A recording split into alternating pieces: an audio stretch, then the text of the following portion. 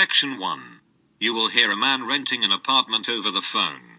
First, you have some time to look at questions 1 to 5.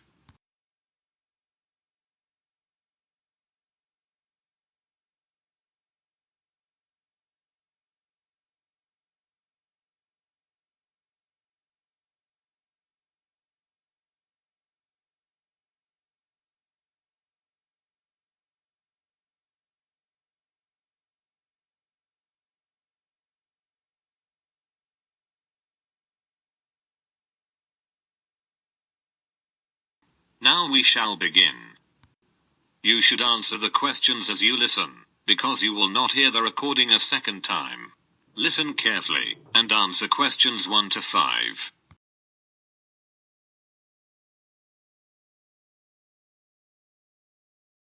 Hello, how can I help you?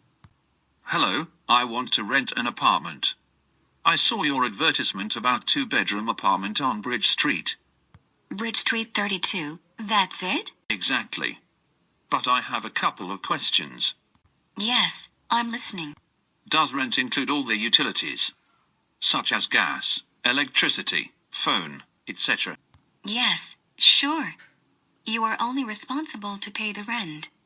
The lease includes cost for such utilities as gas, heat, water, electricity, and phone. Great. And what about the internet? Unfortunately, the internet is not connected. But you shouldn't worry about that. If you wish, you can contact the local providers to set up the connection. Okay. And what kind of public transport is near the apartment? It is very close to public transport. Both underground and bus station are about 2 blocks away. Very good. I think I'll rent this apartment. Very nice. Could you tell me your full name, please? Yes. It's John Hooper. Hooper is spelled with double O. H-double-O. Then P-E-R. Thank you, John. I'm Mary Dixon, and I'll be your apartment manager. Thank you.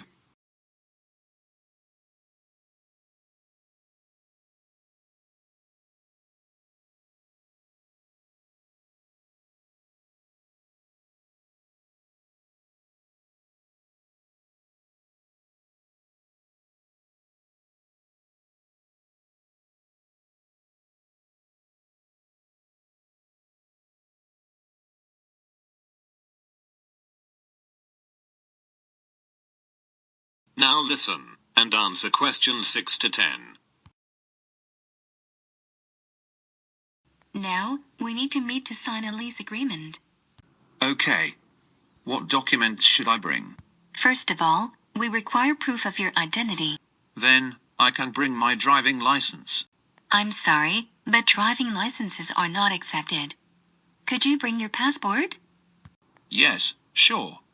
And do you require a tax bill? No, we're not requiring any bills. But you need to present your current employment contract. No problem, I have it. Anything else? Yes, we also need a reference from a friend or colleague, confirming your character. Okay. And what about a reference from an employer? We used to ask tenants for this reference a few years ago. But now we don't need it anymore. As well as your recent payslips, they are not required. Very good. I think I have all the documents. Is it possible to meet you today? Yes. Is 5:30 p.m. convenient for you? Unfortunately, I'm busy until 6 p.m. Then we can meet at 6:30 p.m. Yes, 6:30 is very good for me. I'll be at your office by that time. I think it's better to meet directly at your future apartment, because we'll anyway make a visit. Oh, you're right. See you soon. Thank you. See you soon. That is the end of Section 1. Section 2. You will hear the information about tickets to one of the royal palaces in London. First, you have some time to look at questions 11 to 16.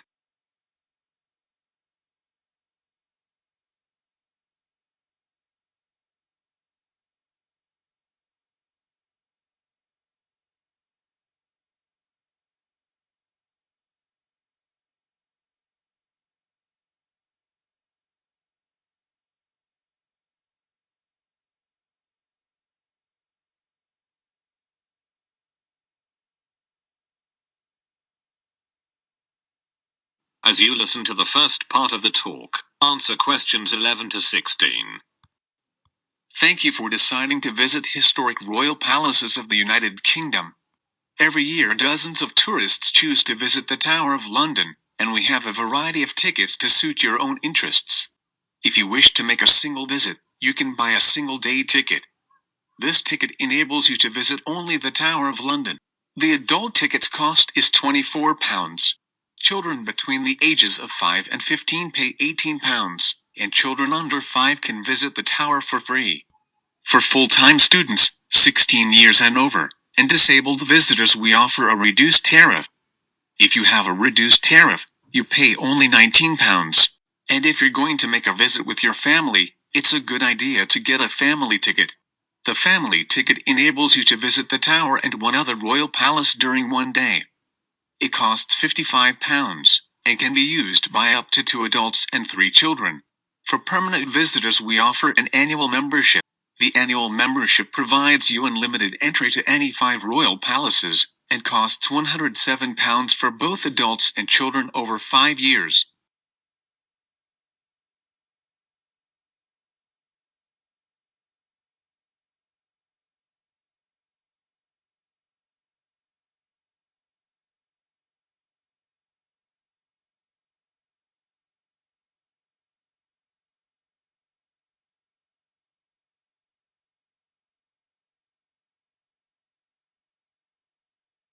Now listen, and answer questions 17 to 20.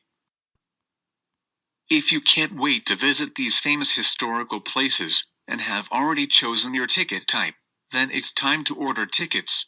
The first and the easiest way is to buy your tickets online. To do this, you should visit our site and select a date, then make a payment. Make sure that after the payment is completed, you receive a confirmation email of your booking. The second way is to book your tickets by telephone. However, you have to pay an additional fee when ordering tickets over the phone. Plus, telephone bookings are not available during the weekends and holidays. So this option is not very convenient. And if you don't want to plan your visit in advance, there is a third option for you.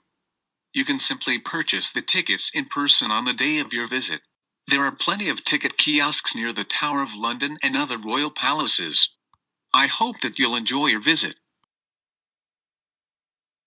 That is the end of section 2. Section 3. You will hear 2 students discussing their new course. First, you have some time to look at questions 21 to 23.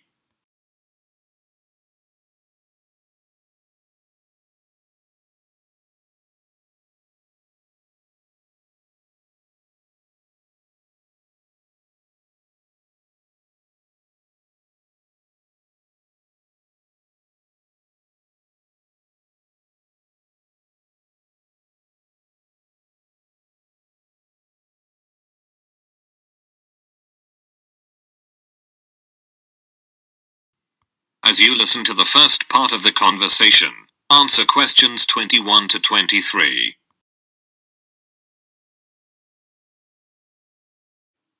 Hi, Kate. How did you like the first lecture? Hi, Julie. You mean that lecture about brand identity? Exactly. When our professor described how brand names are created. As I understood, he'll teach us practical tips and techniques to create better brands. And what about course duration? I heard it's 5 weeks. No, 5 weeks is without the final project. The total duration is 7 weeks. Oh, I forgot about it. It's the first time I'll be doing a group project. And I'm a bit nervous to work in a 5-people team. I think it's going to be okay. He was talking about the right marketing strategy. Did you hear that? Yes, that was the most exciting part of the presentation. The key thing is to grab people's attention. That's true.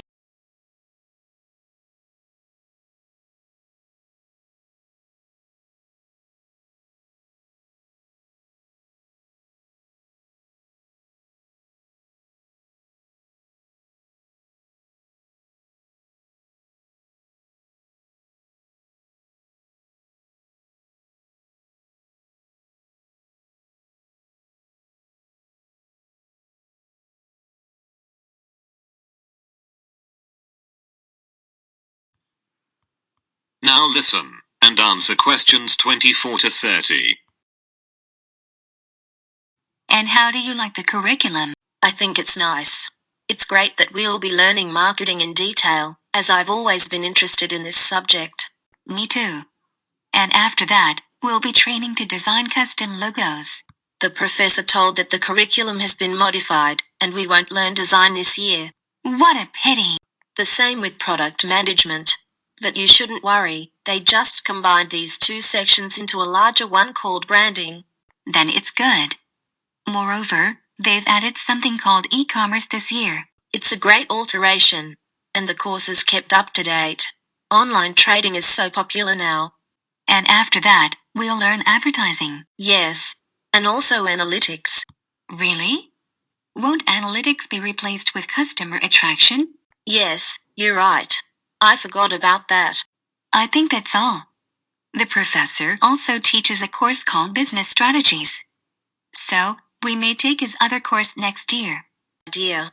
And where is the next lecture? It's in the big classroom on the ground floor. Thanks. You're welcome. Don't forget to take your last week assignment. Okay. Goodbye. Bye. That is the end of section 3. Section 4. You will hear a lecture about the Great Wall of China. First, you have some time to look at questions 31 to 35.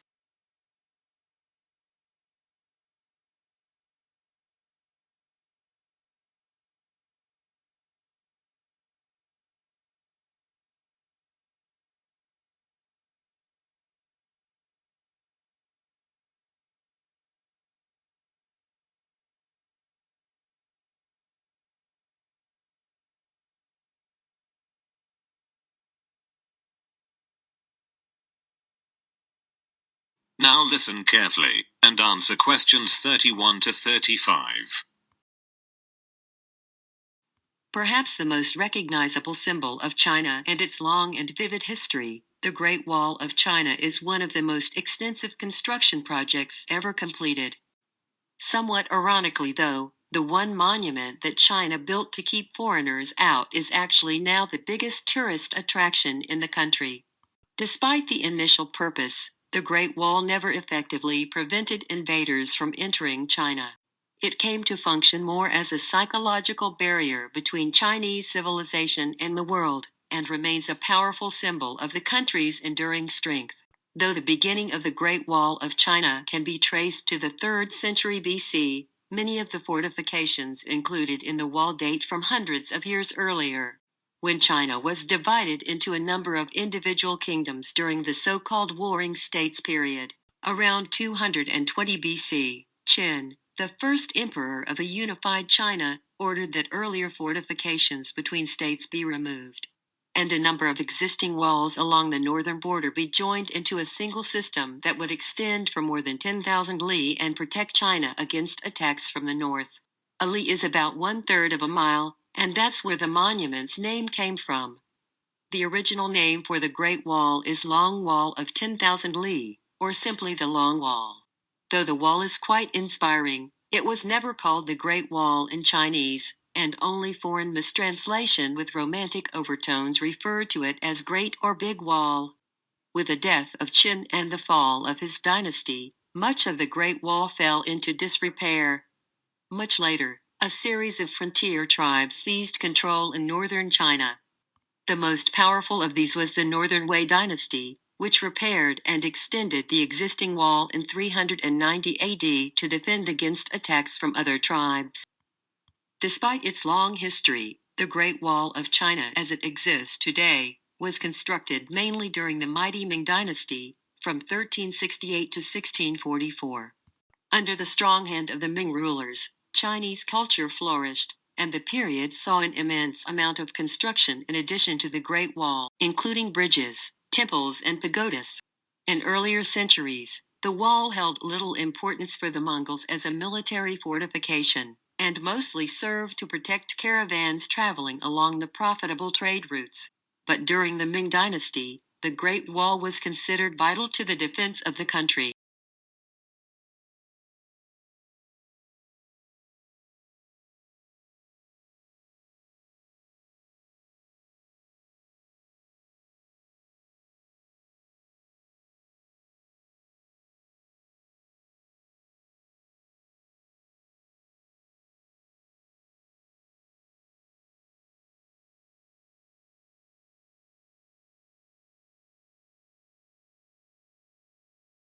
Now listen carefully, and answer questions 36 to 40. Before the use of bricks, the Great Wall was mainly built from stones, wood, and rammed earth. However, during the Ming Dynasty, bricks were heavily used in many areas of the wall. The size and weight of the bricks made them easier to work with than earth and stone, so construction quickened. Additionally, bricks could bear more weight and endure better than earth and wood. But many western sections of the wall are constructed from mud, and thus are more susceptible to erosion. That's why in many locations the Great Wall is in disrepair. A report by the State Administration of Cultural Heritage states that almost a fifth of the wall has totally vanished. In places, the height of the wall has been reduced from more than 5 meters to less than 2 meters. And more than 60 kilometers of the wall in Gansu province may disappear in the next 20 years, due to frequent sandstorms. However, the state does its best to preserve and extensively renovate the Chinese Wall, which makes a considerable figure upon the terrestrial globe. Due to its imposing sizes, the wall is often believed to be visible from the moon. But it's only a rumor. The width of the Great Wall, viewed from the moon, is about the same as that of a human hair, viewed from 2 miles away. In other words, to see the wall from the moon would require superhuman eyesight. Today, the monument attracts thousands of national and foreign tourists every day. In 1987, UNESCO designated the Great Wall a World Heritage Site. And now the Great Wall is generally recognized as one of the most impressive architectural feats in history. That is the end of section 4. You now have half a minute to check your answers.